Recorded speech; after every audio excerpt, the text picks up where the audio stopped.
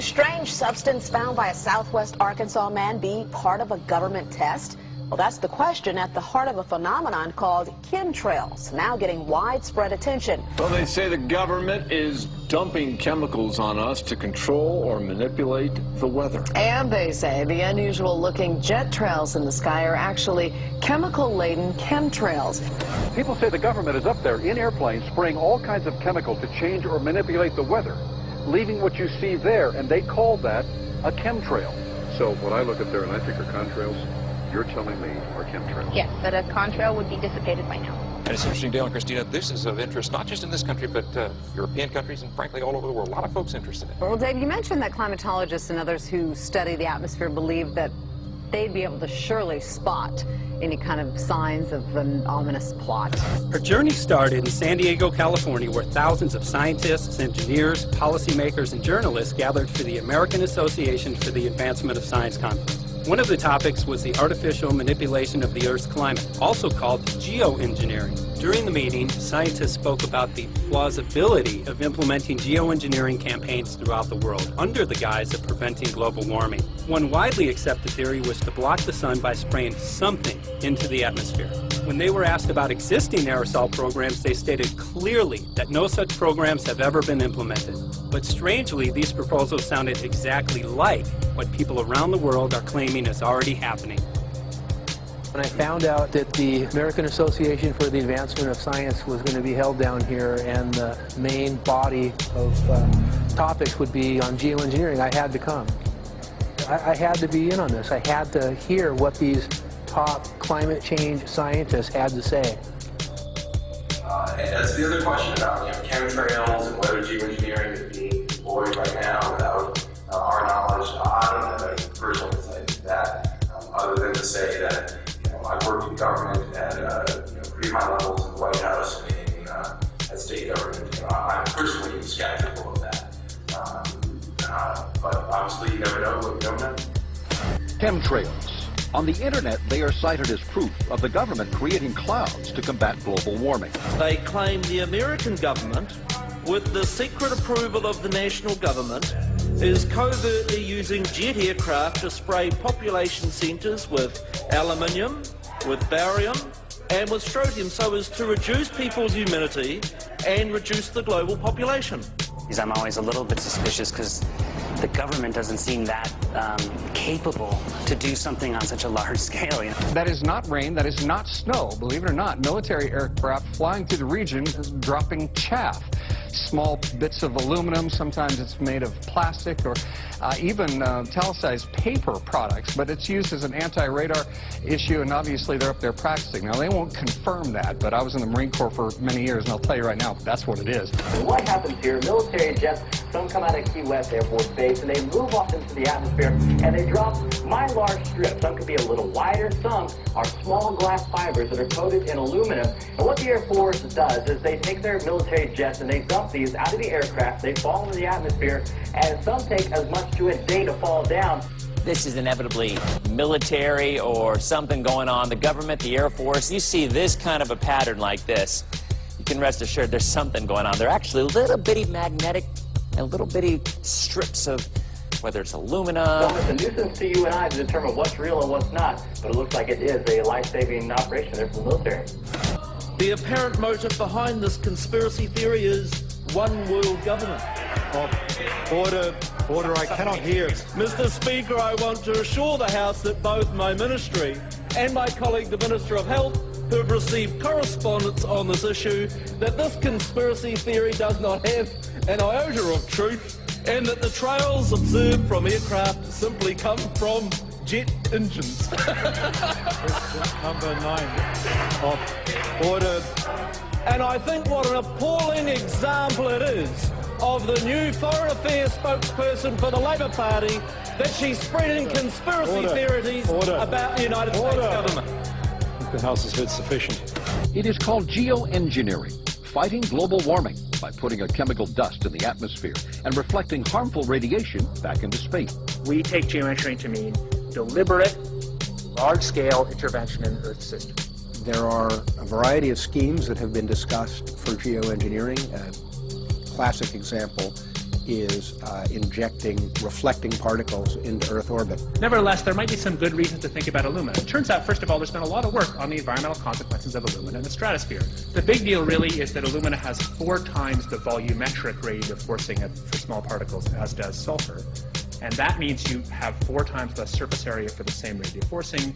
And this is a much bigger deal. You'd have roughly 16 times less the coagulation rate. And that's the thing that really drives removal. So you could get away, we think, with much smaller mass fluxes. So that's why we see things like in the used aircraft patent from '89, they talk about aluminum. And that's why we're seeing in the surface water samples aluminum.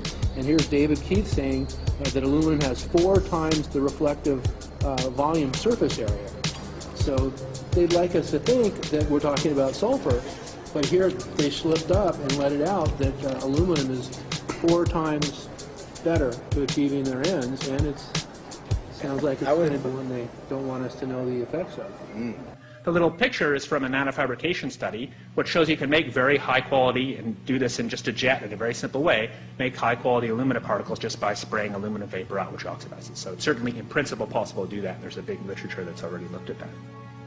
And you could do that by either building new versions of these aircraft or even re-engineering existing aircraft. So there's some ideas about, so you go to an engineering firm and you want this done. They don't say this is hard or unusual. They say, okay, yes, we could do it. Aerosol geoengineering looks like it is so cheap that the cost is basically not going to be an issue. That means that implementation decisions will be risk-to-risk decisions. The risk of doing it against the risk of not doing it. And it makes the problem of how we govern it fundamentally harder and different and novel. So I've told you that it's cheap to deliver materials to the stratosphere, and I'm convinced that's true. I don't think that will change. But I think the more we do research, the less easy this will look, the more complicated the environmental effects will look. And that's a good thing, because right now it looks too easy. So I think that if we do more research, we're likely to find out that it's harder and more complicated than we thought, and that the side effects are harder to manage, and that's a healthy outcome that will make it easier to do the management. Of course, the opposite reaction is possible. It's an empirical question how people will actually react to knowledge about this. Another reaction is to say, if these crazy scientists are so concerned about putting CO2 in the atmosphere, they want to think about these things, then that might actually mean we should be more serious about the risks of CO2 in the atmosphere. And by the way, it's not really a moral hazard. It's more like free riding on our grandkids. And by the way, it's not really a moral hazard. It's more like free riding on our grandkids. Numerous air quality studies, including from CARB, California Air Quality Resource Board, have named submicron-sized particulates as being particularly harmful for human respiration.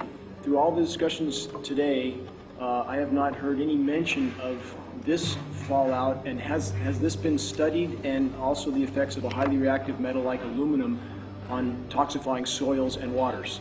The question is, what would be the effects of these materials on human health if they came down into the stratosphere, in particular small particles and aluminum? So the collaborators of mine working on the aerosol scheme are actually folks from Carnegie Mellon who focused on human health impacts. And while we haven't published it, that was the very first thing we did, was do the order of magnitude calculation in level pencil and paper, but with an expert on human health impacts about whether there could be an issue.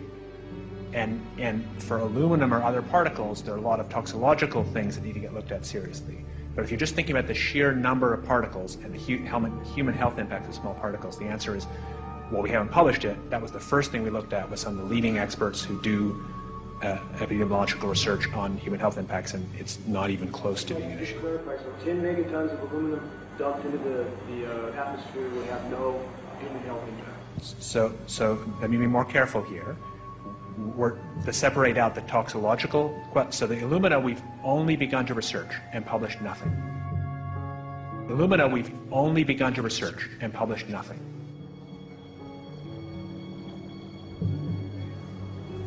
Dane looked at him and he said, so you're telling me that spraying 10 to 20 megatons of aluminum, as you said, would have no human health effects?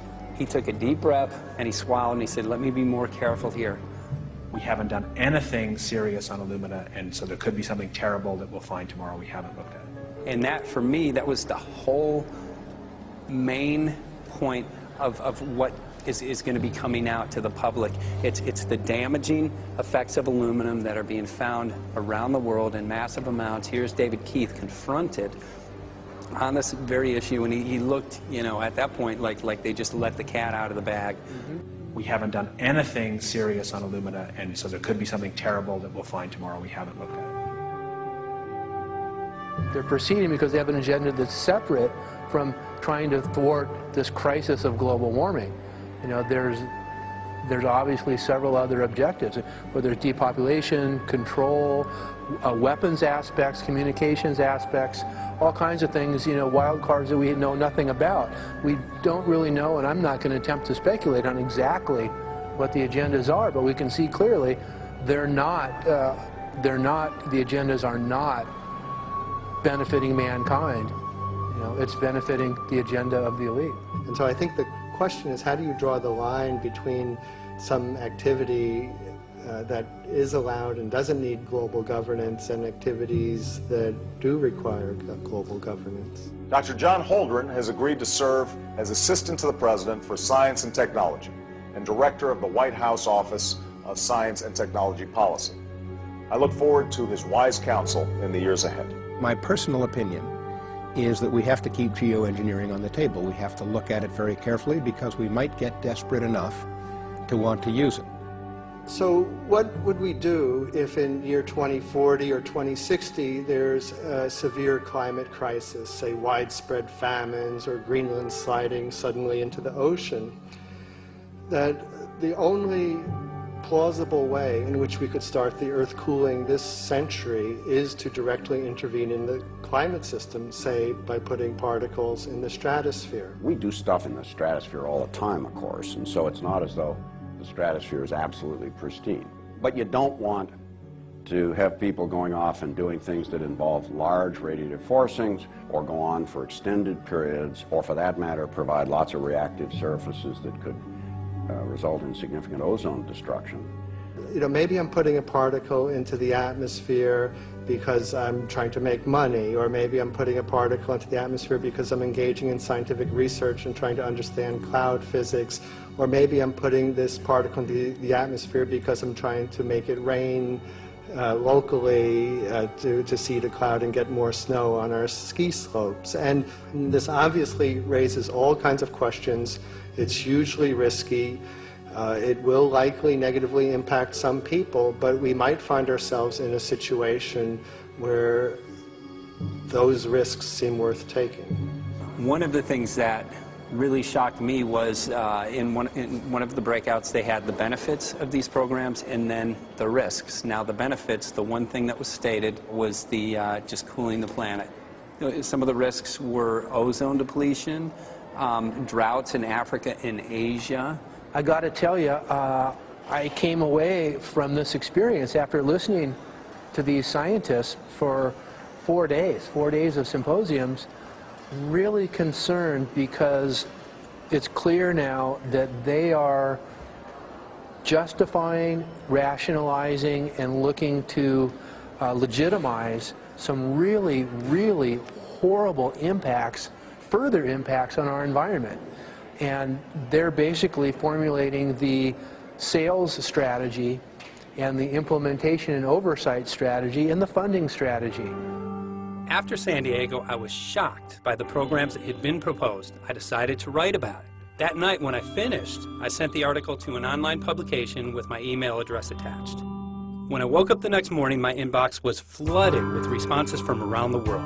Why? Because I had just broken the story on aluminum in geoengineering models, which I had no clue at the time that very few people knew about.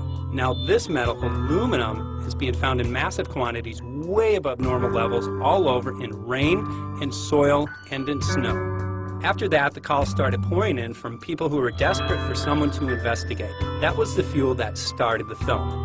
Before we started filming, we had the opportunity to sit down with one of our favorite authors and documentarians, G. Edward Griffin, to find out what he knew about the subject.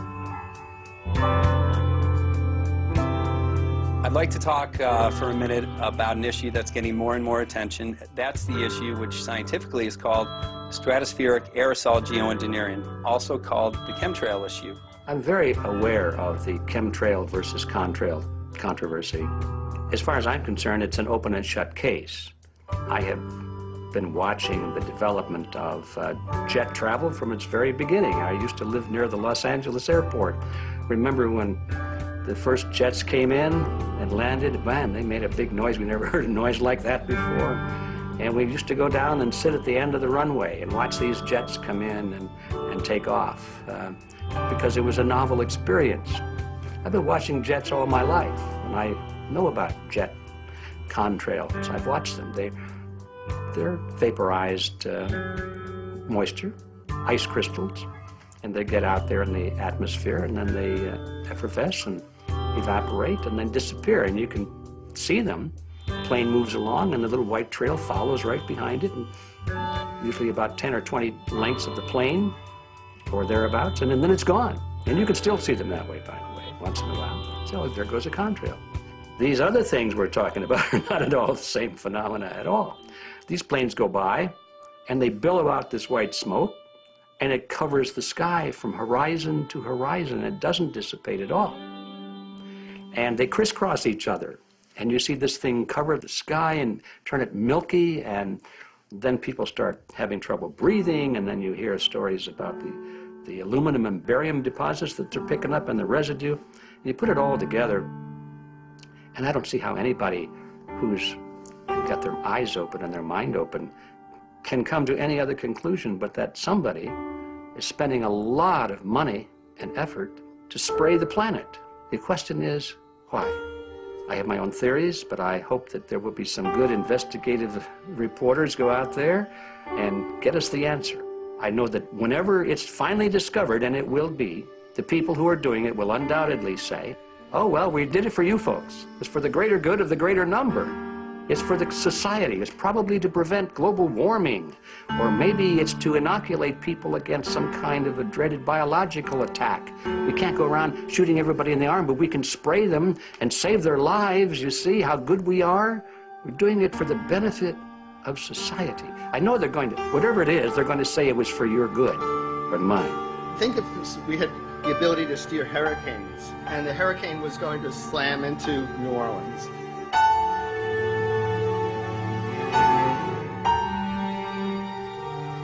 And let's say you could steer it so it would hit Mississippi instead, where for 100, that means I would be willing to more or less kill 18 Mississippians to save 1,800 New Orleanians. And if you do that knowingly, are you murdering those 100 people? And there's all kinds of equity issues there. Now, also, we might be wrong about our steering, and if we didn't do the research right, maybe our steering would intensify Katrina and even kill more people in New Orleans. And so this question of how do you develop the confidence to know that your intervention will reduce overall damage, and then how do you deal with the understanding that you might be damaging some people who wouldn't have been damaged before while saving people overall? The spraying appears to be mostly in NATO countries. I've seen it here in the United States, I've seen it in England, I've seen it in Scotland, I've seen it in Canada, and I've had reports from people who live in France. There's a grouping, there's a political grouping here of some sort. It's international in scope. It's not just an American phenomenon, it's international. And anybody that wants to investigate that, I think, has to take that fact into consideration. They're going to find a political grouping and a political motive here. But in my humble opinion, it's not in your good or mine at all. I don't know what it is, but we'll soon find out.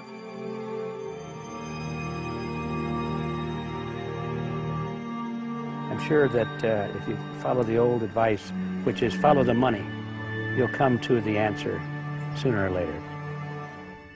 Soon we realized that we all shared the same need to get this information out there, to share with the public, to let people know what is being done.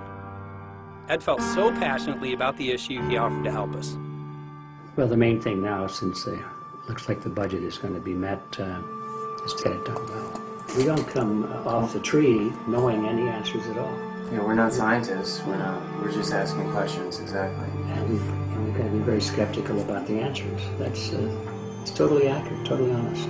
Why can't people see this? They're not hearing it. They don't know that the facts are not being presented. We're very lucky, you know that. Look at this opportunity that's being dumped on us. I know. Opportunity. It's, well, this, It really is. It's This is going to be a battle, I know that. A challenge and a battle, but I mean, why are we here if it's not for that? I go to get him all tomorrow, so it's going to be you for the moment. I'll call him again. So. Sounds good. I saw the sky crisscross with chemtrails, and I can't remember if it was in LA or if I was on the road, but I had looked up one day and I thought, look at that. That's not the flight path, man.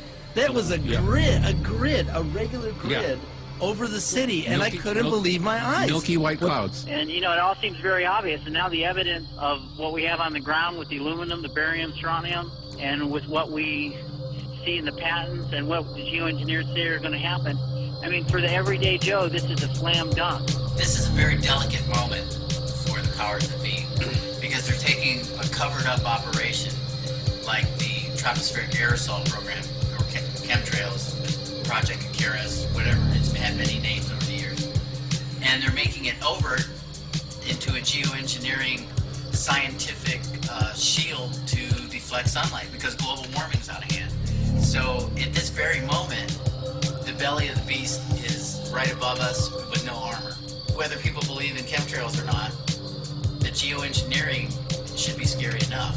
And when people learn about geoengineering, chemtrails will then become apparent because they're the same. So you're talking about a global conspiracy here. Geoengineers propose doing this on a global level. Off to Redding, California. Guess this is the second step after the AAAS meeting. We'll see what we find.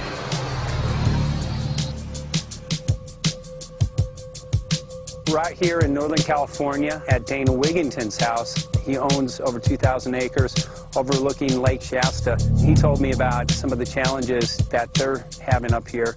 Let's go and talk to Dane. We'll see, you know, what's going on his property. We'll see what he's going through and also what action he's taking based on the test results that he has.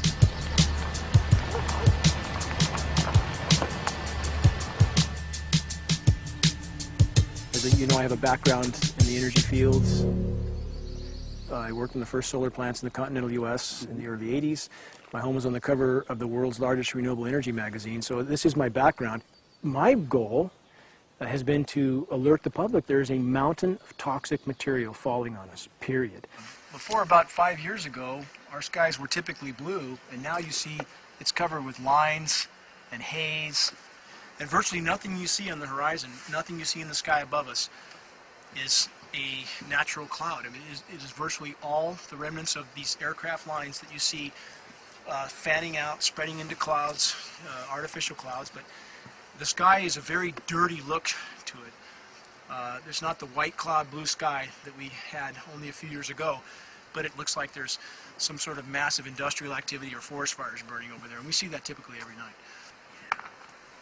You see even down to ground level, the clarity drops off significantly, and we don't see that except for the days when we have these long, lingering trails that spread and cover the whole sky, and on certain days you can see these trails actually dropping vertically like a veil.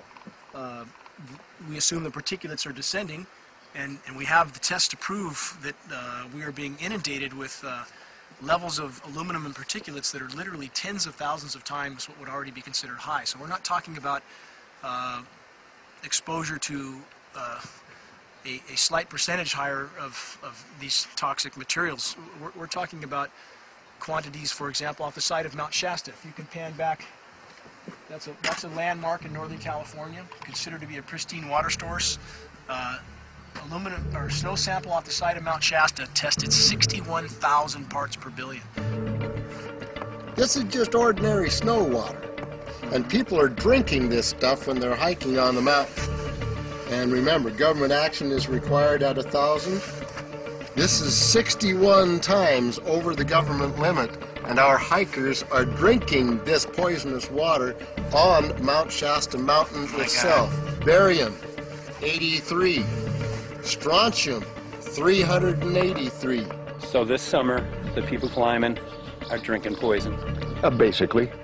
I certainly wouldn't want to drink 61,000 micrograms per liter of aluminum. And again, we've already seen in 5 years soil pHs in this area that have escalated 10 to 12 times, and we can prove that conclusively. Well, this is not speculation.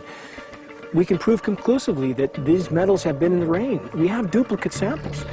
Bachelor of Science in Forestry, International School of Forestry at Missoula. Master's in Zoology, specialized in aquatics. 35 years with the U.S. Forest Service as a wildlife biologist. And before that, several years with the USDA Soil Conservation Service as a soil conservationist. Also have run the botany programs, range and grazing programs. And I continue that today. Right now I do a lot of master gardener consultation work. When I started this garden back in about 2005 or so, the pH here was 5.5, 5.6. This is the old soil survey of the county. You can look at the page right here. This is my soil right here. It's a Dietz 125, 126 here at my house. And here, the soil reaction pH should be between 4.5 and 6.0. And over there in the pure mud, it's even a little darker. It's 6.8 right there. And what can this do to plant life and ecosystems? Well, you haul one of these things out and you start looking at the little things that are crawling around the soil. A lot of times they aren't there anymore. The little soil arthropods that you can barely see on a microscope, you can actually see movement with this. Little tiny macroscopic, look like little moving pieces of dust. Those start to go away. They're not gone entirely, but they start to go away. This is black oak acorns. You know, this is pieces of cedar wood. You know, come on, folks. This should be very acid, and I'm getting 10 times higher than expected. There's something really wrong here. But you can see all those reports, lots of them. Have over 20 reports here. Well, at least 20. I'd say it'd be closer to 30. All revealing dangerous amounts of aluminum and barium. You know, the science is there that something funny is happening. And the naysayers say, well, so what? Isn't neutral good? Well, no, neutral's not good. Neutral is not good. If your soil is supposed to be 5.6, it should stay 5.6 if you want the forest to be healthy. And if you want to grow a good garden, you have to keep your pH around 6.0, 6.5. I think that we just need to wake up and just look at what's happening, because we can't just ignore it, because it's going to get worse and worse if we just keep ignoring it and pushing it away like, oh, that's nothing. There was mason jars, and they were brand new, sterilized, and that's what we catch the rain in. And then there was a HEPA filter that we tested the air with. Okay, so you caught rain and then you basically filtered air. What did you find? Aluminum and barium. Here's another test that's revealing 375,000 parts per million aluminum, barium at 3,090, and strontium at 345. Yeah, that's from a lined pond. With EPDM fish-safe pond liner. There is no chemicals, manufacturing materials at all in that pond liner that's available to the aquatic life. It's designed for that purpose. The well that feeds this pond has been tested and retested. ND, no detectable aluminum, 0. The only other place this pond can receive water is rainfall. We are located on a filtered, forested hilltop, miles and miles and miles away from any industry, highway, and so forth. After several heavy spray days, there was a film that we received formed on the surface of the water, and we tested that crust, and it was aluminum and barium. That after a year and a half's accumulation had 375,000 parts per billion of aluminum in it. It's literally toxic. We can say conclusively that what we see in the sky matches expressly what's outlined in numerous patents, and the materials on the ground match those patents. This material was not there 5 years ago. It is a recent phenomenon in the quantities it's in. It has escalated in some cases 50,000% in 5 years in the case of aluminum. From our original baseline reading of 7 parts per billion, which was already high, it has escalated up to 50,000% in 5 years. So we've seen profound changes in that time. Dr. Leonard Time, PhD in chemistry, I cross-checked with him. And he says the oxides of aluminum, barium, and strontium will drive your pH into the coastal, from an acid soil like this up into the neutral. There's no question about it. And that's exactly what you see happen. Wow. I have a doctorate in inorganic chemistry from Oregon State University, in which I was working with different metals and oxidation states, and then did a postdoctorate work at Brandeis, where I was working stabilizing off oxidation states of different metals. The goal is to sort of figure out how everything fits in the dynamic equilibrium of life. I was working with Francis up in Mount Shasta, and he showed me some rainwater analyses that had to do with levels of aluminum, strontium, and barium in the atmosphere. So I feel the major toxin in these chemtrails is the aluminum. And from the levels we were looking in at Mount Shasta, this is totally, totally unacceptable. When you get to metals and biological systems, you're no longer talking about the bulk aluminum that people think about when they're drinking from soda pop cans and that. So once it gets to the aluminum oxide stage, it just forms a plaque within your arteries and shuts down life. When you take elements that normally aren't out in the environment and you start putting them in the environment, it raises some serious red flags. Aluminum is a very specific nasty in biological systems. It takes that site and it never lets go, and it shuts down the site, and that's it. And so as you accumulate aluminum over time, it causes major neurological damage because it ends up as aluminum oxide that's essentially stuck in place and can't be flushed out by normal systems. At the core of everyone's condition, there's always some level of toxins. And aluminum is known to have cancer-causing effects. The half-life is decades. I think that we should be working on taking more of these toxins out of our environment instead of adding more toxins in. It's very concerning that if we add more toxins to our environment, that will be increasing the rates and risks of cancers. Even one patient is not worth it. So sad that they would consider putting aluminum in our environment to affect something when they could be causing so much more damage. Wherever the material is coming from, it is there. The amount of metal falling on us cannot be disputed. Absolutely, this is not speculation. The amount of metal in the last 4 years, as I said, have increased to a degree of thousands of times, and California Air Quality Resources Board has studied the aerosols from China. These metals are not amongst them. Mike, the reason I've chosen to focus so primarily on this issue is I feel all other issues are secondary. What could be a greater priority than not being able to walk out your door and take in a breath of air without sucking up heavy metals? If our land base is being poisoned, if our waters are being toxified, what will we have left to work with? Whatever we choose to focus our time and energy on, whatever our political beliefs, that this is a common ground for all of us. We must have air that we can breathe that's not full of toxic chemicals and metals. We must have water that's not completely laden with whatever is being emitted from these aircraft.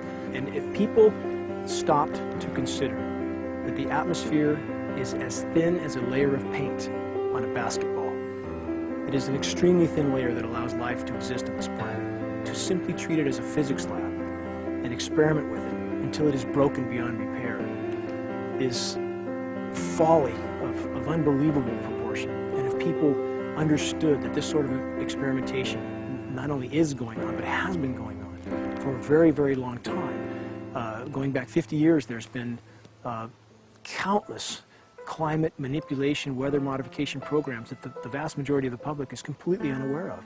And if they think that this is not true, that certainly that somehow they would have known if it was occurring, I would ask them to look at things like Agent Orange and the things that governments do because they can, because there's no one to stop them, because they have these huge military machines that want to control everything. And in fact, the government's own document, perhaps you may have seen, it's available to any online, is called Owning the Weather, an express goal of our government, and not just our government. He told the Associated Press that the American government has created weather tampering techniques so that the New World Order will be able to starve millions of Americans and to control the rest. There is weather control techniques. Number one, the entire patents on the equipment. Number two, Senator Claiborne Pell's complete statement and story of his own that not only does it exist, but that we even utilize it as far back as the Vietnam War. Well, we're going to do what we can. Let's see what we can do. You got the scientists behind you. The scientists are with you, so at least this scientist is with you. I may not have $1 million budget, but I've got enough to show that something's dreadfully wrong. You got it. All right. So Arizona will be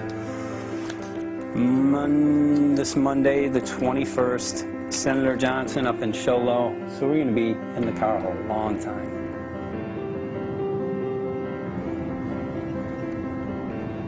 Well, it is such a pleasure.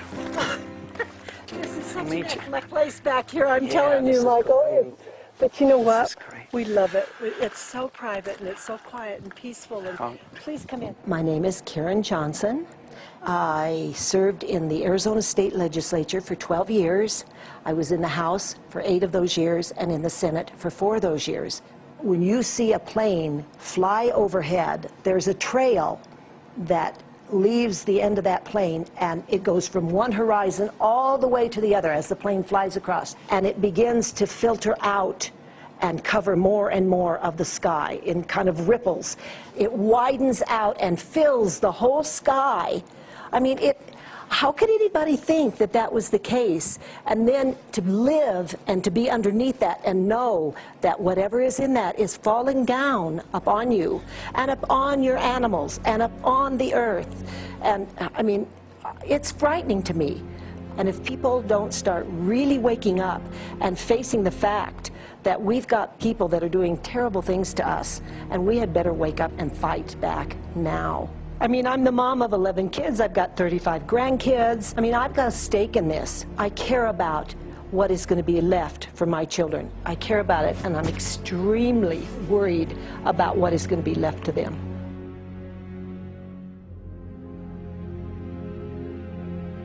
Aluminum is toxic, and we know that it's accumulative. And we know that we're getting more. So we're absorbing it in the air, we're drinking it in our water, so we are accumulating more. So the thought of more aluminum being dispersed in our environment in the way that you mentioned is very frightening to us and very disturbing to us. Those of us who have done any research on this are really quite concerned that we are ill-informed about this issue, and mostly that it's being done.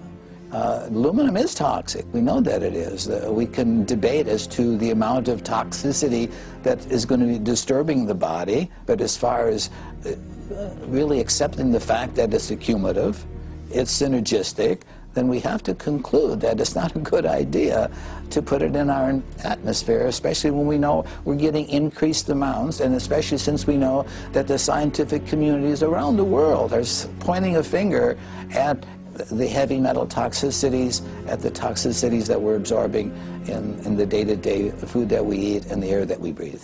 The concern is off the charts about why is this happening? Why is this being allowed to be sprayed continually all over the United States, all over the world? Who is paying for this? I mean, the incidence of Alzheimer's has just skyrocketed, which evidently has to do with an accumulation of aluminum in the brain cells. I mean, I think almost every family has been touched by a member as they get older having Alzheimer's. And it's a horrible disease. And to say that, well, this just came because people drank soda pop out of aluminum cans, you know, when my father passed away with Alzheimer's and he didn't ever drink soda pop, you know, that explanation doesn't ring true with me. And so I'm wondering, how much did this chemtrail spraying back in the Illinois area affect him? Aluminum and fine metal is an accelerant. friend who's a firefighter up in Pine, Arizona for 20 or 30 years says that the wildfires now that they're fighting are way beyond anything they've seen before in intensity. And when you look at the air samples and you see the fine particles of aluminum, which is very flammable, and magnesium settling on the trees, this is causing unprecedented savage wildfire.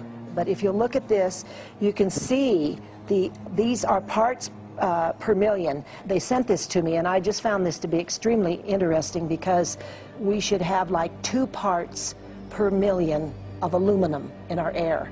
And this is saying that there's 39,000 parts of aluminum. That's astronomical. Barium is high. I mean, these are way off the charts of what people should be breathing or what's coming down on them. And, you know, if people wonder why their health is deteriorating, why they're having to go to emergency rooms, why they can't breathe, you know, why they're getting Alzheimer's, this has been planned. We have elites, I don't know what you want to call them, one worlders, Illuminati, I don't know, whatever you want to call them. But with these people that don't care about the average person. They only care about themselves, their greed, their power, and if they eliminate, you know, 2/3, 3/4 of us from the planet, so much for the better for them, because then they don't have so many people to have to herd around and worry about. So this is a lot what this is about, and this is very, very alarming and scary. I mean, where is this stuff coming from, and why? Why is this kind of stuff being put out there? You know, I've heard different explanations about, oh, we need to cool the planet, all this and that. But if people are up there trying to cool the planet, why do they need all this kind of stuff in it? The explanations just never have really rang very true. And as I'm setting up the equipment, she looked at me, she said, all these trees here are dying. And I said, what? She says, all these trees in here are dying. So I thought, well, I'm going to test for aluminum, because that's one of the key things in the programs that we're talking about, and titanium. And I took some of this bark sample and tested it, and it came back positive with aluminum and titanium. Then I started traveling around California, noticing the same thing. In Lake Tahoe, there was a lot of the same type of bark, all through Sacramento area and Davis. Just about everywhere I went, I was noticing this silver white bark. What I think's happening is these chemicals are getting down and destroying the roots. And then as they come up, they're going out into the bark. Those 2 right there are the ones that are just, it just hurts so bad to see these 2, because look how old and big they are. We probably lost 40 trees right here on our 10 acres. Every week, every other weekend, we'd see another tree that was beginning to die. And I mean, it's just so sad, we'd just cry. And to think that that might have something to do with it, along with their other explanations, would really, really frost me. Every time you lose a tree, you know, it's not good, it's just sad. And there's another one over here in this little group of trees here. Don't you feel better when you stand up and fight than if you crawl down in a little hole and go to sleep? You know, I mean, my gosh, people, your families are out there, children are out there, your grandchildren. I mean, you've got to do something to help.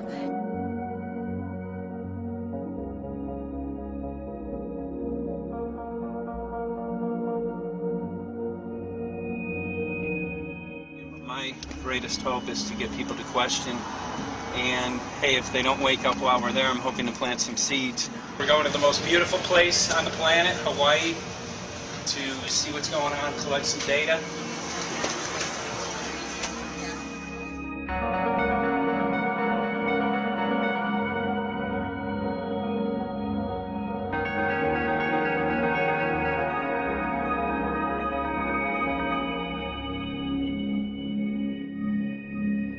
Thank you for having fun with us. Hope you enjoyed the trip. Have a great vacation and welcome home if you're lucky enough to live here. Thank you.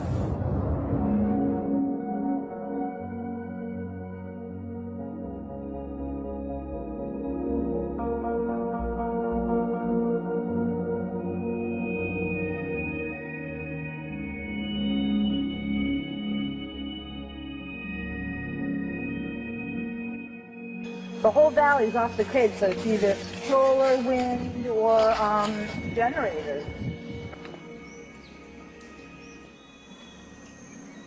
Look at this, man.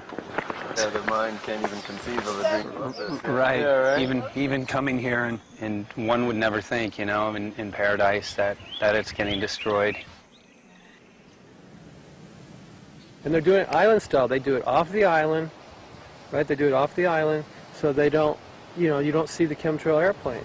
The theory is that they're spraying offshore, and it's coming in on the... And it's coming in. Now these are coming from the west. They're also spraying on both sides today. A lot of this stuff is actually chemtrails coming this direction. There's material that's blocking. We should be able to see to the horizon, you know, where the Earth curves, because we're high enough and we have the ocean, right? So we should be able to see. We should be able to see the Big Island. It's only 30 miles away. And you can see it's not a blue sky behind it. That's the key. It's all, you know, has that kind of weird looking blue, like silver blue, I call it. And this is a nice day. You know, there's no more blue sky. The night, we're going to look at the stars at night, and it's like, you'll see, you can count them. There's so few stars at night now. There should be hundreds of thousands of stars, and I can count the stars. There's like one here, and one planet here. It's like, you might see, some nights you'll see 100, some nights you'll see 10. This is what concerns me, this kind of stuff right here. It's just soft. Okay. This just comes right off, this bark. That's not natural. For I've seen hundreds of thousands of coconuts, and I've never seen it falling apart like that. Look at this, you guys. I've never seen anything like this. I used to trim trees all the time in the Big Island. I've never seen anything like that. That's why I'm concerned. Not an easy task that you have here on the island. I could see the skepticism because it is so far beyond anybody's reality. It's amazing. It's just amazing to try to look through somebody else's eyes. Like my eyes, I can see this so it's like night and day, and other people it's just the illusion is just so deep. What do you think would happen if everybody awakened to what was going on and what the plans were of geoengineers?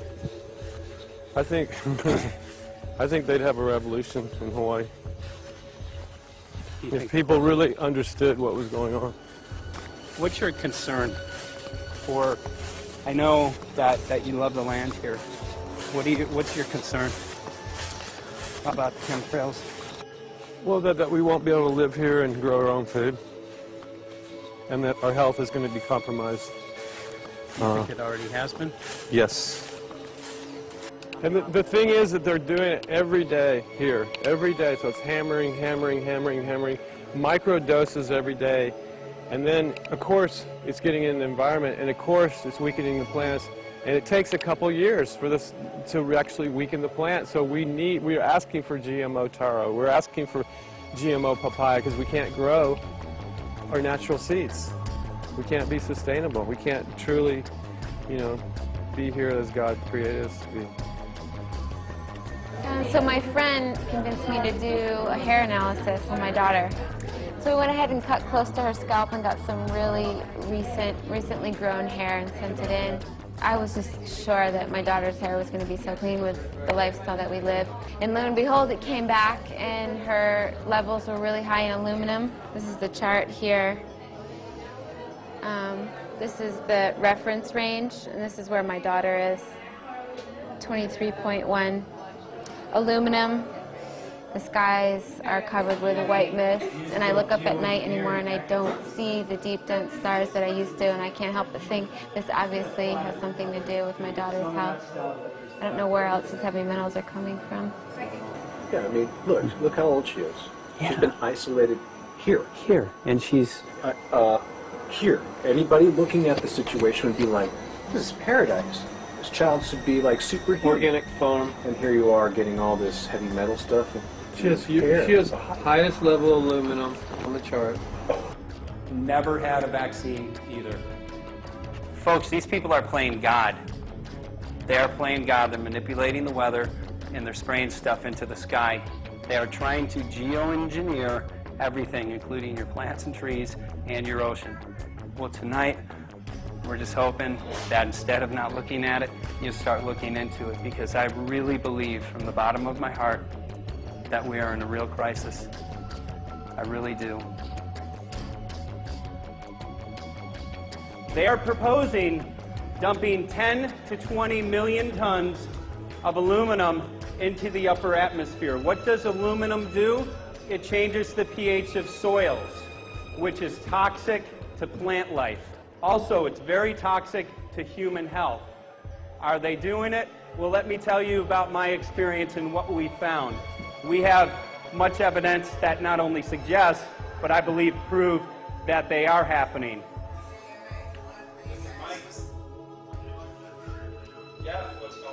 And as I promised, we're joined right now by a very special guest, Michael J. Murphy, currently on location in Hawaii. He's working on a documentary film called What in the World Are They Spraying? Michael, welcome to the program. Great to speak with you today.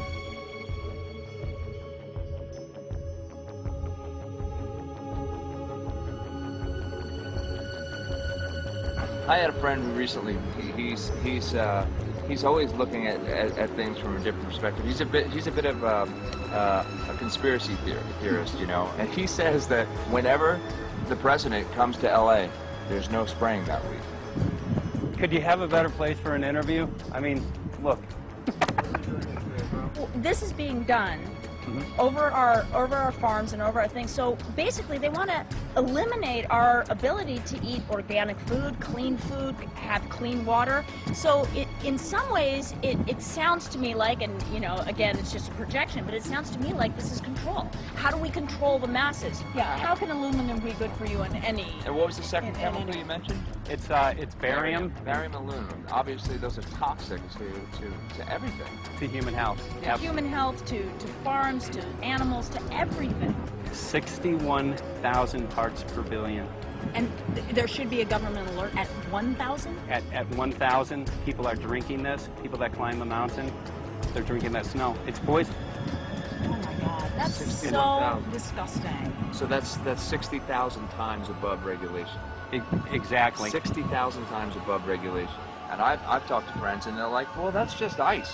That's just condensation. And I'm like, you can talk to a second grader. Ice doesn't float in the sky and spread out that way, you know? You're not an expert, but you're a concerned citizen who said, wait a second. Who's actually doing the research. Yeah, you're doing the research, and that's what we need to do as Americans and say, you know what, I want to know what's going on. I want to know what the FDA is doing to my food. I want to know what the government's doing with my air, my water, and the soil. And, you know, it's just great what you're doing, and I just, my kudos to you for bringing light to this subject. Put all of the theories aside, just what geoengineers are proposing and what's being found is scary enough. So we can just address that. And I encourage more people to just step up and ask questions and do what he's doing. So thank you, Michael, very, very much.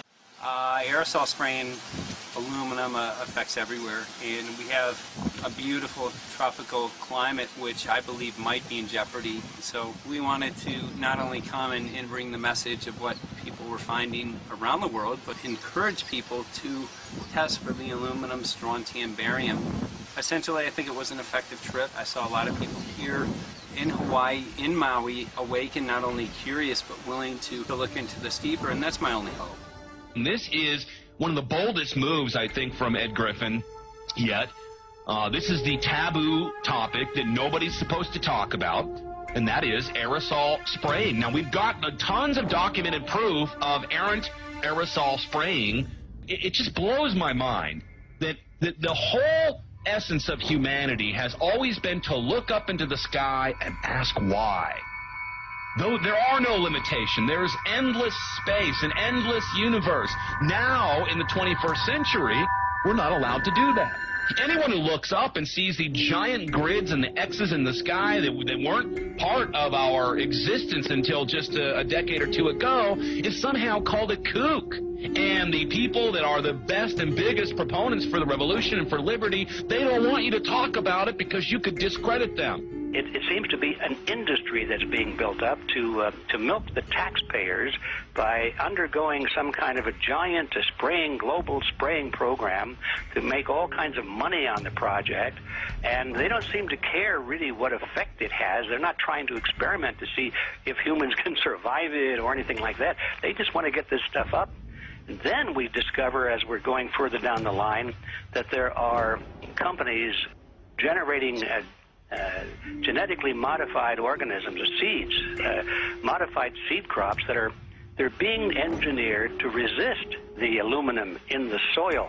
And a lot of crops won't grow in that. And so now, after they've messed up the soil, all the farmers are going to have to go back and buy seeds that have been genetically engineered to resist the aluminum that have been put into the soil. And all of a sudden, mankind is completely dependent upon these companies like Monsanto and other giant agricultural firms. You can't even grow natural seeds anymore. And we're looking at that. It's a shocking thing. I hope we don't find that that's true. But all the arrows right now are pointing in that direction. We get into cost-benefit analysis here because there's also HARP could be involved in this. Geoengineering, as you guys mentioned, which is documented heavily in Dennis Kucinich's bill, that is the Space Preservation Act, which, by the way, I don't think got through Congress. And then Kay Bailout, as we call her here, Kay Bailey Hutchinson, also put together some legislation in order to qualify geoengineering, which, again, is supposed to save us all from global warming. But it is cost-benefit analysis because they can benefit on so many different levels. Ed, that's how they do everything, isn't it? That's right. And, you know, there's an old adage, if you just follow the dollar, follow the buck, you get to the source of the problem.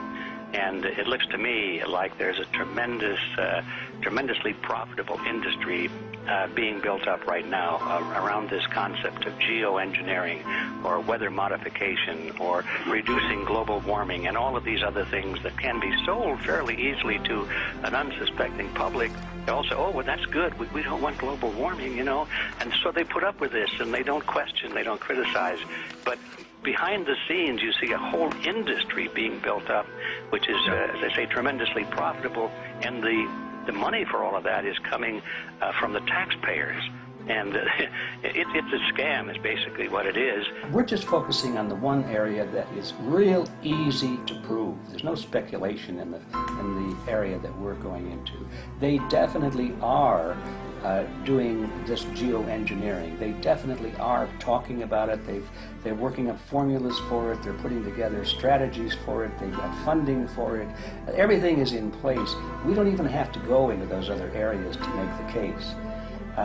Okay, let them believe that, but at least they must understand that there's no question that they're talking about it and planning to do it. And so shouldn't they be equally alarmed about what they're going to do if it can be shown that barium and aluminum and some of these other toxic metals are very destructive to the planet and destructive to human health? Isn't that enough? You know, how many issues do we need to crank into this? And so, you know, if you're going to kill the planet and kill the population, do we need any other reason to be alarmed? What in the world are they spraying? Thank God people are asking this question. That's all we want. We just want to be able to ask these questions. Our good friend G. Edward Griffin, all these years, Mike Murphy and Paul Wittenberger are doing this great effort with your help. This is a community effort to get people real information. What in the world are they spraying? Any final quick comments before we're out of time? And my only final thought is that we asked the question, what in the world are they spraying? And we now know what it is. And folks, you're not going to like it.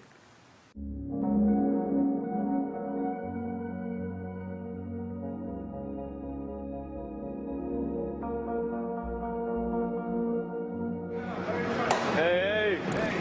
I'm Peter Vreke. I'm from Belgium. I'm 54 years old. I can't believe it myself. I'm a very happy and grateful person. We are doing the job the police, the Justice Department, or the Environmental Department should have been doing. And it's really essential that it's going to be a grassroots revolution. I think so. Because we are not fighting against, but for. Yes, we're fighting for.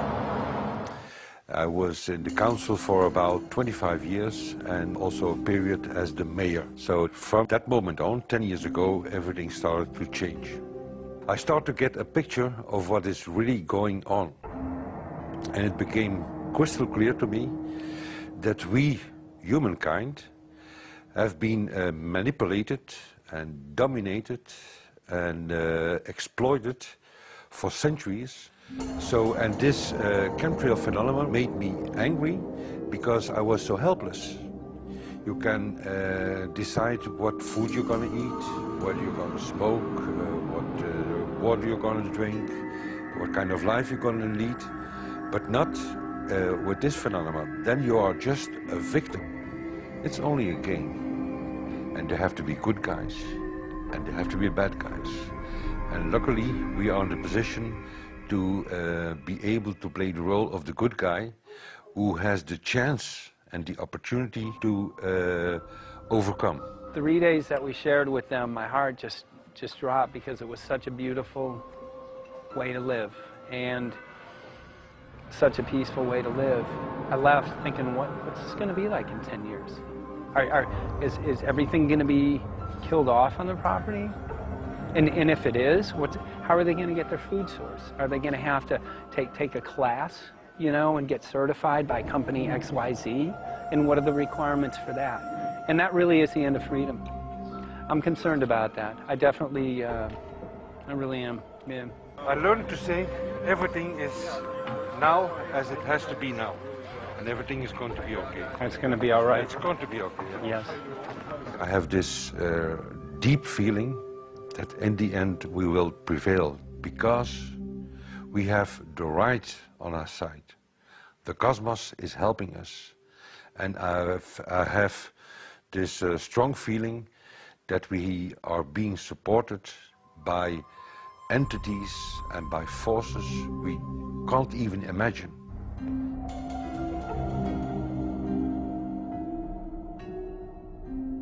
Here for the first time we have this scientific proof that we are being spread. We are being spread, and it's incredible and it's hard to believe, but we are being spread. I think at this moment to stop is not an option.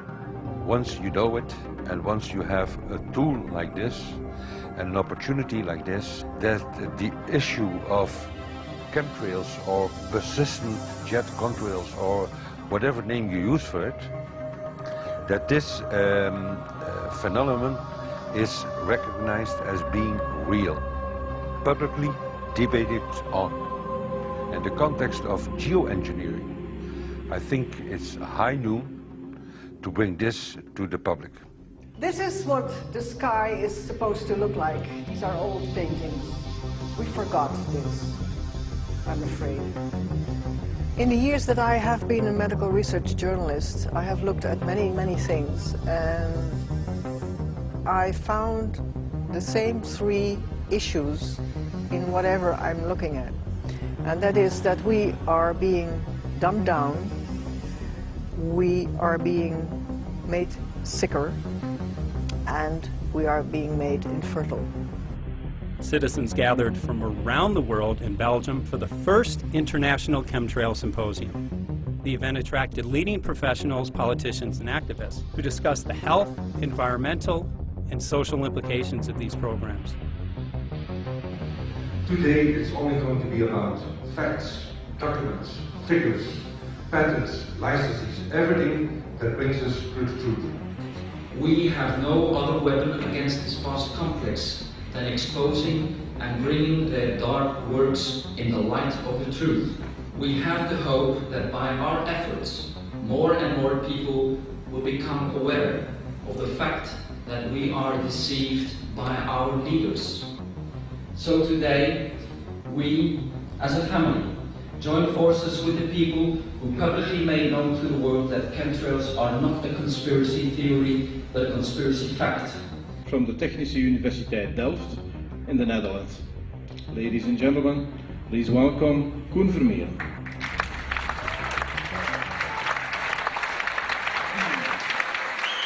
Well, I'm Koen Vermeeren. I'm a university professor of Delft University of Technology. Usually people are with their heads to the ground in their own two-dimensional space and they don't look up. But if you do, you see more and more spaces like this. And it worried me too. I have no explanations to our students about these phenomena. And then I studied it myself and I found out that I couldn't give them the answers they wanted, because I think that the phenomenon is not natural. It's not natural what is happening, and the explanations that are given to us are not enough for me. If you look at them from a scientific point of view, the first thing a scientist does is trying to explain something. Because I'm smart and my students are not as smart yet, so I have to give them answers to questions. But if you ask most scientists honestly, they cannot answer all your questions. If people are using climate control over our heads, I want to know about it. I want to know the consequences, I want to know the health impacts, I want to know everything. I need, as a teacher in my university, to give answers to my students. And they have good questions. And I don't have the answers. And I want to know. Excellent. And we should discuss this. Ladies and gentlemen, for here you in the auditorium and for all over the world, Michael Murphy.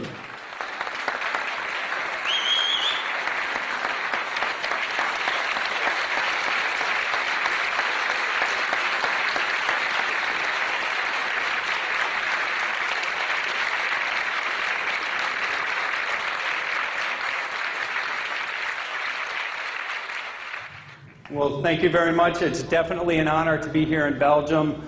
The people who are in power control everything. They control the markets, they control us, and now they're even controlling the weather. And they can use that for warfare applications. The one thing that they cannot control is what God had originally made, and that's natural organic seeds. This is called the Hegelian dialect. It's called problem, reaction, solution. The problem here is massive amounts of aluminum, things starting to die. The solution is company X that says, hey man, you're not getting yields on your crop. Everything's dying. But I got the solution. I got a seed that will grow in this environment. The only problem is now you have to start buying from me. We're a little concerned that maybe part of this agenda could be to kill off anything that's natural and organic and re-engineer it with aluminum-resistant GMO seeds. Many may know we just got back from a week of filming in Hawaii, and it was an incredible trip. A big concern for the people there is they're beginning to see softening of the coconut trees. But their concern is that these programs may again be part of a broader agenda to destroy anything that's natural and organic, so that the corporate redesigned GMO foods might be the only source of food for people. I didn't anticipate so many people, young and old, who are interested in this phenomenon and are concerned about it. And I especially liked the address that the young girl gave today. Only 17 and already making an address to the audience. That is, well, incredible. My name is Sofia Xenidis. I am 17 years old. It is quite scary to know that the air we breathe is not what it's supposed to be. That the food we eat and the water we drink contain traces of those substances which are sprayed out over all of us, as though we were being poisoned like insects. The feeling that this is causing me are feelings of deep anger and rage. I don't want to be poisoned, I don't want to be infected with cancer, and I'm just so angry that this global poisoning can be going on such a massive scale, and not enough is being done to stop this crime. A clear answer to one question. Are we being sprayed? Have we been sprayed? And is it their intention to spray again and again? What are we going to do about it? How are we going to deal with it? How are we going to stop it? I know the answer. There is only one person who can stop it. And you know him. You are. You are the person, the one you have been waiting for. We are magnificent, beautiful, godlike, divine human beings.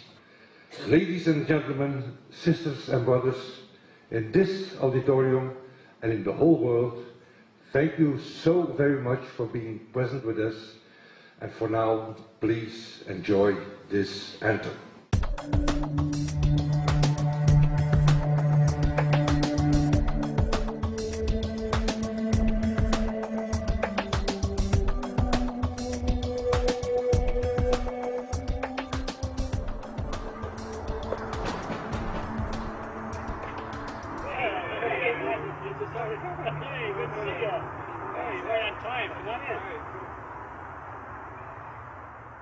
So, anyway, I'm glad that the weather's been good for you fellas so far.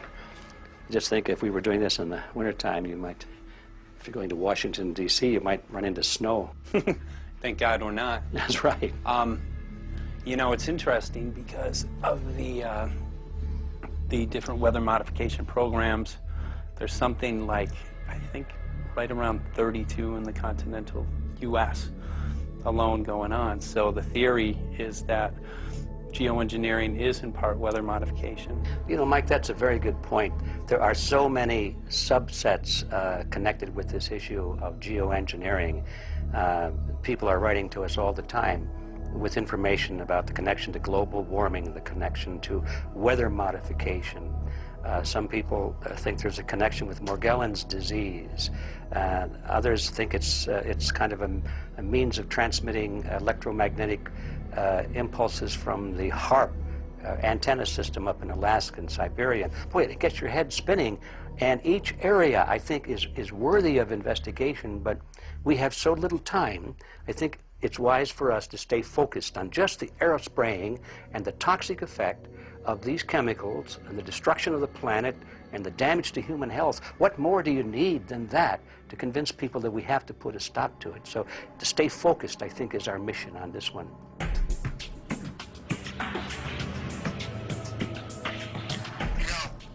Jeremy, we had an idea. We know that you know the political system real well.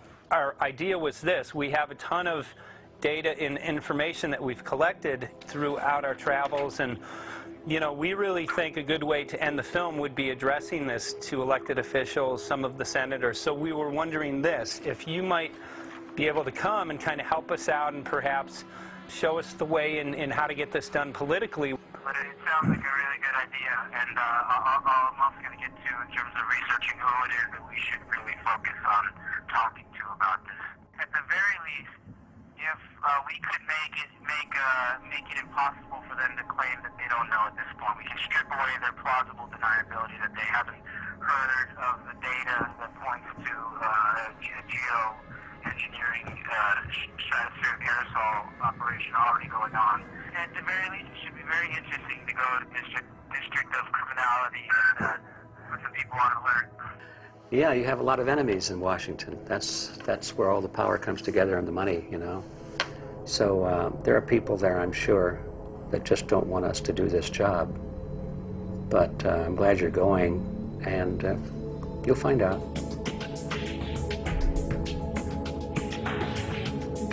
We took the data to Washington, D.C.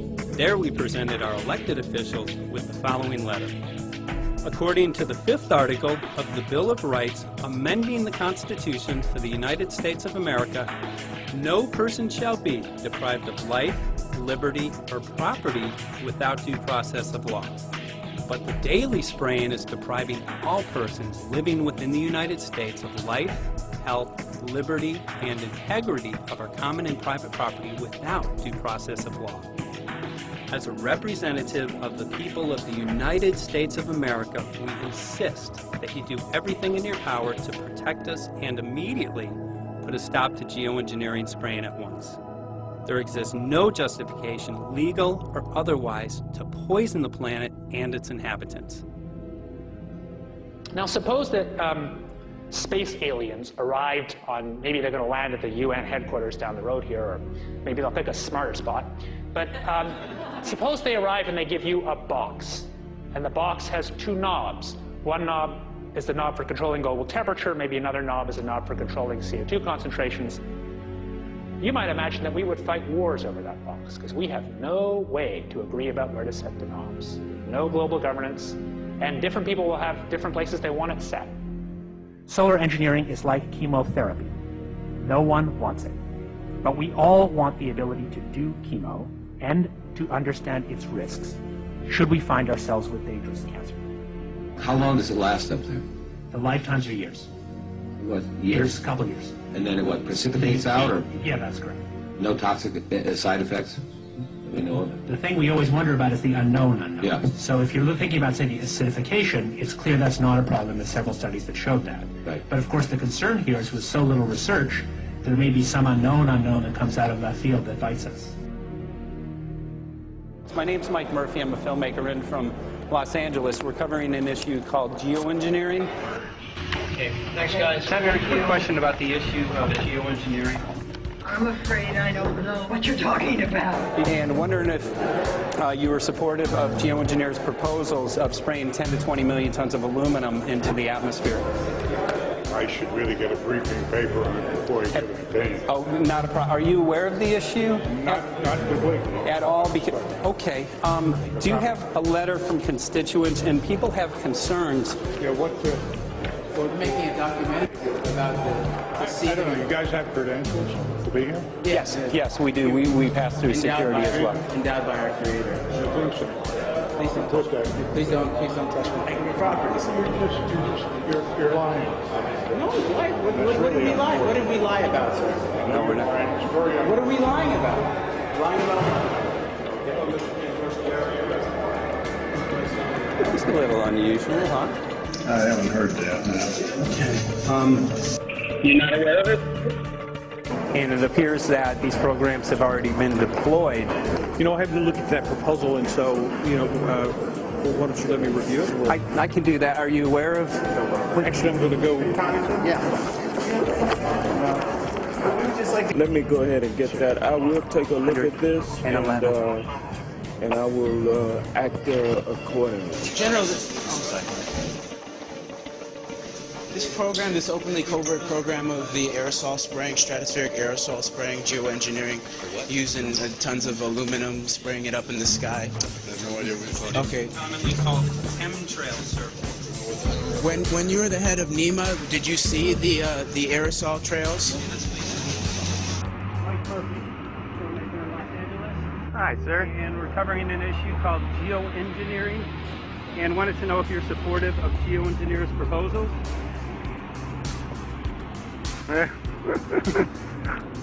Congressman? Hey, Congressman. I'm wondering if you're supportive of geoengineers' proposals, which is dumping 10 to 20 million tons of aluminum into the atmosphere. Pardon? Okay. I'm not supportive. I haven't looked at it so I don't. Have you heard of the issue? Because it's becoming mainstream in public, and there are actually congressional committees which are being formed to talk about these programs. Mm-hmm. Yeah. Well, I think when we drop anything into the atmosphere, we should know prior to the effect of that, right? Yes. And if we don't have the knowledge as to what the effect will be, we shouldn't do it.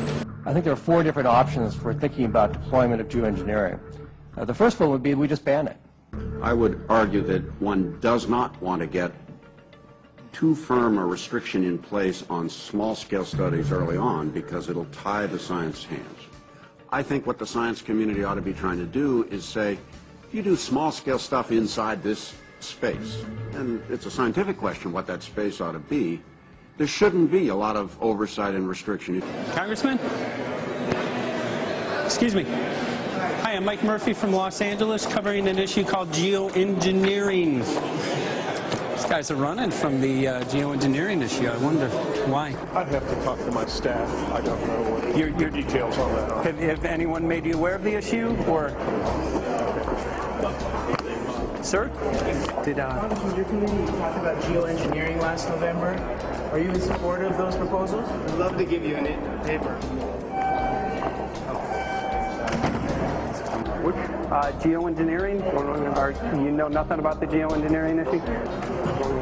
about this? Never heard of it. They call it geoengineering, but... yeah, I never heard of it. It's nothing I've ever heard anything about.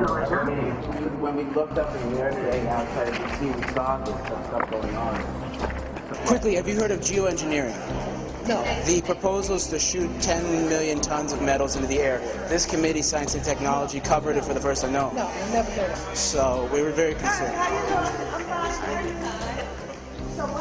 We spoke with Congresswoman Watson's office, and her press secretary, Ms. White, was familiar with Representative Kucinich's Space Preservation Act, which mentioned chemtrails and the weaponization of the atmosphere and space, and then it was pressured to be taken off the bill. Did you see the aerosol spraying going on today over the Capitol? Congressman?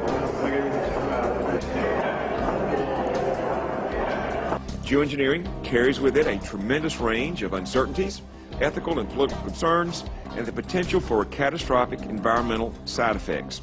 He's not one to do interviews very often, so not unless we usually really pressure him into it. Okay. So don't, all that is, don't hold your breath.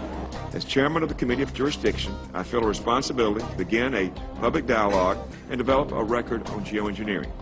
We want to know if you're supportive of their measures by spraying 10 to 20 million tons of aluminum into the atmosphere? No, I think we need to have more research. Okay. And about the issue of current deployment, there's literally a mountain of evidence that many people believe proves the deployment of these programs. Any knowledge of that? No, there's certainly not a mountain of evidence. But I do support research into geoengineering, and I also support looking into the international governance of that. Okay. I hope anybody that has studied it knows that I think that it's a radical proposal, and I hope we don't have to use it, but there may come that point in time where we do. Now, if we could provide you with the evidence that suggests that these programs are and have been ongoing, would you be willing to address this publicly? We've had about 3 or 4 hearings on it. We have addressed them publicly. Well, not about the proposals, but about the current deployment of these programs. Citizens. I don't support the current deployment. I think we need to have more research, and they have consequences that go beyond one nation, and so I think that there needs to be governance to that. Governance is not simply an issue of deployment, but governance before deployment in terms particularly of large-scale scientific fieldwork. I concede that on this subject and in general, it's not popular to talk about global rules. And when these people started talking about the need for UN Security Council oversight, a supranational environmental security enforcement with a strong mandate by the UN, it really is clear that they're looking for a global power behind the manipulation of the environment. But I do think it needs to be sort of an international kind of treaty that does tie and bind all nations into a common fate. It is a common fate. And unfortunately, it's not just big governments that could do this. It is small governments. It is billionaires probably could figure out, I'm going to save the world all by myself, and I won't bother to mention it. How do we decide when there's a planetary emergency? Whose hand is on the thermostat? How do we decide when to start it? There's no way to do that right now. And what if we do start doing it, and then by some problem with the technology or with the will, that we can no longer do it? In a year or two, the aerosols will come out of the atmosphere and temperatures will shoot up at a rate much faster than it's going up now. And it's that rate of change that's hard for us to adapt to. So once we start it, we'll be sort of locked into doing it for a long, long time. And so that, and with basically no end in sight. Boeing would pursue this to make a profit, right? I mean, there's financial motivation to do this. Let's see. So let me not speak for Boeing. Is that allowed? Okay. Yeah, well, it is what it is.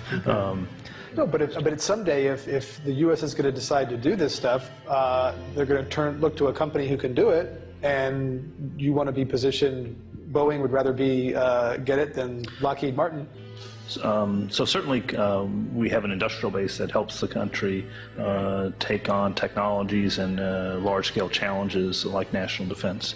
And we do that both for a profit motive as well as, I think, as a national service. So I think it would be truly disastrous if you know, we discovered a few years from now that there was a black program that some government had stood up to sort of learn on the quiet how to do this. It's pretty clear you can cool the planet, but you will not and cannot bring it back to exactly the same climate state you started with. So you may or may not, and I expect we'll have a lot of back and forth about how useful it is to ameliorate the risks of climate change. I think there's a good evidence it probably is useful, but we don't know. But it certainly can't get you back to exactly the climate you started with. I think everybody agrees with that. Do you think you'll see deployment in our lifetime? Let me say I hope not. Al? I would agree. I hope not. Yeah. I hope not. Okay. I see this as something like an evacuation plan. You know, that you build big dikes. Maybe that's the emissions reduction to try to keep the flood from wiping you out. But that if that flood should come, that you'd like a plan for what to do in the event of that catastrophe. So I see these options more as a catastrophic response option and not as a way to reduce risk of everyday climate change. You would advocate mitigating consumption of beef as a means of accomplishing your objective? Yes. How would you suggest going about that? You can't. I mean, it's your job to decide what to tax and what not to tax. Obviously, if you wanted people to behave differently, you give them incentives and disincentives for behavior. But I'm sure that's the answer you wanted to hear, Mr. Smith. If only my time had not expired. Thank you, Mr. Chairman. Because there's literally aluminum and barium contamination found around the world, believed to be from these programs. Like, look, today over the Capitol, it looks like they're deploying some type of aerosol. Did you see it? No, I didn't, but good to see you. In a James Bond scenario, some rogue rich guy puts some airplanes in the air and seeds the clouds. What is to prevent that? Okay, are you aware of the issue? You do it through the... Are you in support of those proposals? What is your take? I don't know anything about it. I have to get more information. I've got a chair here again. Okay, we'll give you a letter on this. Yeah, this is a letter from constituents. Okay, great. Excellent. And many people believe that these programs have already been deployed because mass contamination has been found. Geoengineering programs, stratospheric. Got it. Yeah. Spraying from airplanes. Okay. So what is happening, people from around the world are finding contamination. Let me take care of this and I'll talk to you when I come back. Thank you very much. We see that even though we might make the average temperature of the planet about right, the rainfall patterns change some from today. And some places become warmer and some places become cooler. So there are going to be winners and losers in this geoengineering activity if we were to do it. But nevertheless, as David has said, there are reasons why we might consider doing it. Many people are deeply concerned about it because of the toxicity of aluminum, and it has been addressed to Congress in various committees. Would you take a look at a letter from some of your constituents addressing the concerns? Excuse me if I go. Okay. Can I give you a letter from constituents? Are you aware of their proposals of dumping? Gotcha. Thanks. Well, I'm not familiar with it, so I don't know what they're doing. Okay. Well, geoengineers are proposing just that, dumping aluminum and barium into the atmosphere. Wow, if we do that, aluminum's a precious metal we can use. Well, the stated goal is to actually cool the planet. However, there's a... Sounds strange. Right, exactly. So they're proposing dumping these metals into the air to block the sun, essentially. We're here to just find out what members of Congress are. I hope we'd have a strong hearing on that before we decide to do. I would hope so. And there's plenty of evidence that not only suggests that these programs have been deployed, because we're finding contamination of aluminum and barium on the rain, snow, and soil. Okay, thank you. Thank you. LA County has seen a 200% increase of Alzheimer's over the last decade. Tons of ground and water samples showing high levels of aluminum all around our state. Why don't you give me all the information you have? I have some very good people I will assign it to. And if you get it to Mr. Lavelle, He's got my card and send me an email and Sounds great. We'll be in touch. We are investigating this, and there's literally a mountain of evidence. that suggests that these Okay, programs move that mountain over to us. You Let's got take it. a look at it. And look up, Thank keep looking you. up into the sky, and you'll see some of it. Oh, okay. You will. You All can see right. the aerosols being sprayed out of airplanes quite a bit. So thank you. Yeah, the future of humanity is definitely dependent on it. So we're counting on people like yourself to take some proactive steps. So thank you very much, guys. You're very welcome. Appreciate it. Thank you. Thank you. Right.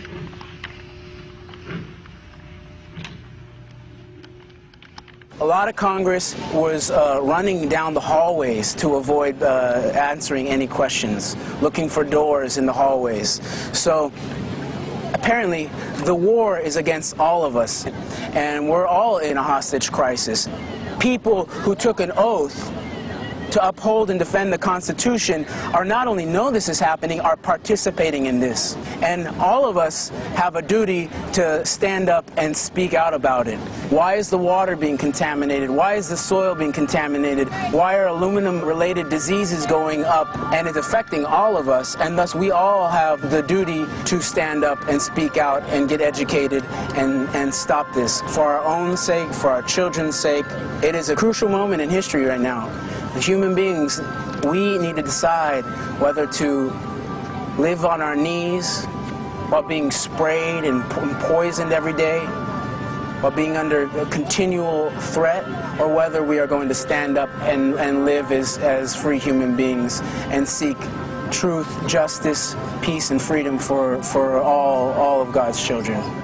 So as you can see, we're ending our film here in Washington, D.C. We've made many public officials aware of this. Most of them either denied any knowledge of this, or they simply were unwilling to address the situation with us. So as you can see right behind the White House, we do have aerosols behind us. The spraying has continued. What is the solution? Is the solution here in Washington, D.C.? Clearly, this is one of the solutions, but the solution is not only here, the solution is within you. This issue affects all of us so deeply. So you need to look inside. Please get active, get involved, start spreading the word with growing awareness. About 90% of the population, we believe, is unaware of this issue, which means 90% of the people who normally might do something if they knew are not doing anything because they are unaware. So please look into your heart, use whatever skill you have to get the word out. The future of humanity is dependent upon it.